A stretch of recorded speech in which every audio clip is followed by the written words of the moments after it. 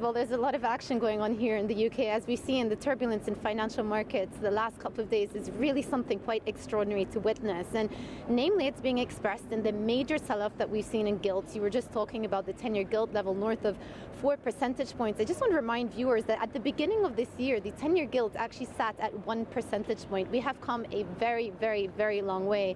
The pound is down about 20 percentage points versus the US dollar as well. So then that raises the question, what exactly is going on and what has happened in the last couple of days that have really set things off? Well, you could point it down to a couple of factors. The first is, as we've been talking about for a couple of months now, the Bank of England, even though they started the hiking cycle before any of the other major central banks, had been a little bit more timid in their approach. They've delivered 25 basis points hikes, 50 basis points hikes, but still not the 75 that the market participants wanted. For example, last week they had an opportunity to hike 75, they only went for 50. Not really what the market wanted to see at a time when headline inflation is running very close to 10%, 9.9 percentage points.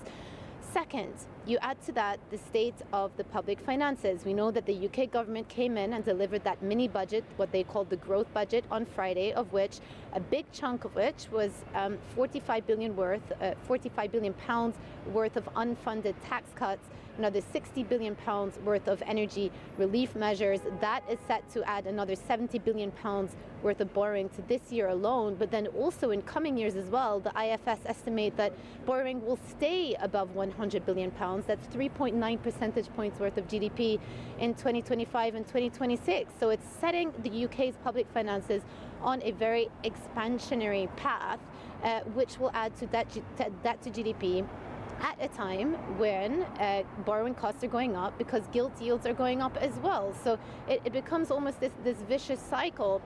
Third point, which is also very relevant as well in the context of what's happened to the currency and fixed income markets, we know that the Fed have been extremely aggressive with their own rate hikes.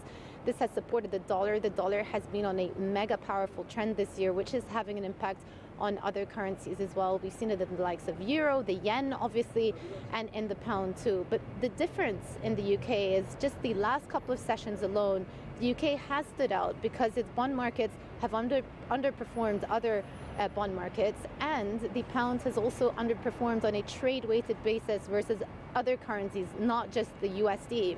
So I guess the question is then what stops this? And I've been speaking to market participants the last couple of days, and of course the Bank of England did come out with that statement yesterday. And why they didn't come in for an emergency rate hike, they did say they're monitoring the situation very, very closely, and they would not hesitate to act if need be to bring inflation down to 2 percentage points. So they're basically rolling it to the next meeting, which is on November the 3rd. So one thing that could stop what's happening is more aggressive action out of the Bank of England. The market is pricing in now 166 basis points into that next meeting, another 85 basis points after that. So we'd need to see very, very significant rate hikes coming out of the Bank of England. And then the other thing as well is more commentary out of the Treasury. And we do know that the formal fiscal budget is set to take place in November 23rd.